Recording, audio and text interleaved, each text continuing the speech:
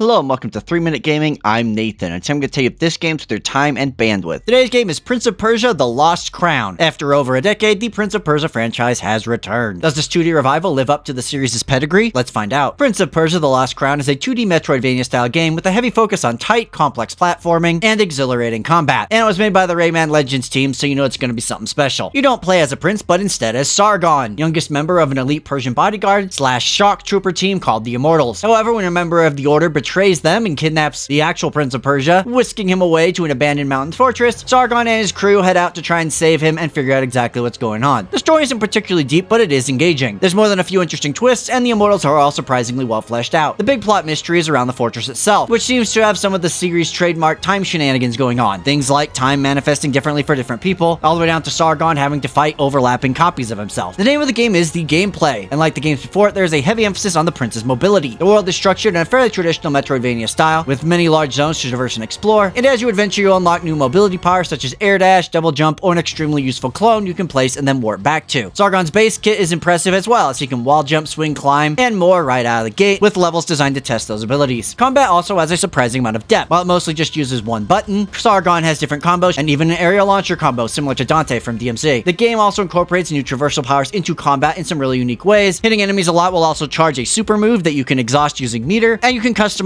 your character with a handful of trinkets that often do small things like increase damage, empower parries, and so on. I should be mentioning parrying is a pretty core part of the game, particularly as when enemies do a big golden glowy attack, should you parry them, it will instantly kill a weaker enemy and do massive damage to a boss. There's also a lot of great quality of life improvements for this genre. Difficulty has tons of scalable traits and can be changed at any time, including the ability to turn on or off objective markers for those wanting a more pure Metroid-y experience. And the ability to screenshot an area and attach it to the map is one of the best improvements I've ever seen in a Metroid game, making backtracking much easier as you know exactly what to go for. All in all, the core of Prince of Persia is a fairly standard Metroidvania, though more Metroid than Vania, and polished to a fine sheen, with an emphasis on platforming, some excellent combat, and a lengthy adventure to embark on. So what do I like about Prince of Persia: The Lost Crown? Well, the game controls like a dream. That might be a weird pro, but having played a bunch of indie Metroidvanias recently, Lost Crown has a level of precision and response that few can match, and it complements the fantastic platforming perfectly. And speaking of that platforming, the level design here is phenomenal, and built so well around your core kit. Main routes have just enough difficulty to not be frustrating, and side challenges are expertly crafted to test you in the best ways. And lastly, I thought combat was a blast, particularly against those bosses. There's a surprising amount of moves you can pull off here, paired with those exciting parries, and platforming abilities allow for a high level of mastery. When it comes to the bad, the game really could have used more warp points. I don't know what's up with recent Metroidvanias I've played, and them being really stingy on warp points, but that northwest part of Lost Crown's map doesn't feel like it has enough of them, which means a lot of backtracking. Additionally, I did find some of the visual design uninspired. While the characters and effects look fantastic, zones themselves often follow the same brick building aesthetic, with only a few areas really shining or breaking the mold. And lastly, I actually encountered more than a few bugs, the funniest being the game replaying an early cutscene when I finally returned to an older area. None of them broke the game, but several did mess up some platforming or were just obnoxious. As you know, I rate games here on a 3-point scale: must play, maybe consider, and don't bother. And I am so happy Prince of Persia is back, and the fact the game absolutely slaps is just icing on the cake. Lost Crown really shows that Rayman Legends team both understands the Prince of Persia and still has it when it comes to making tight, challenging platforming. And the high level polish makes this easily one of the best Metroidvanias I've played. Welcome back, Prince of Persia. I really hope you're here to stay. And that's all I have for you today. Thank you so much for watching. Have you played this new Prince of Persia or the old ones? Please let me know in the comments, and make sure you check out reviews of the rest of the Prince of Persia franchise on the channel. But regardless, go out there and give this new Prince of Persia a look.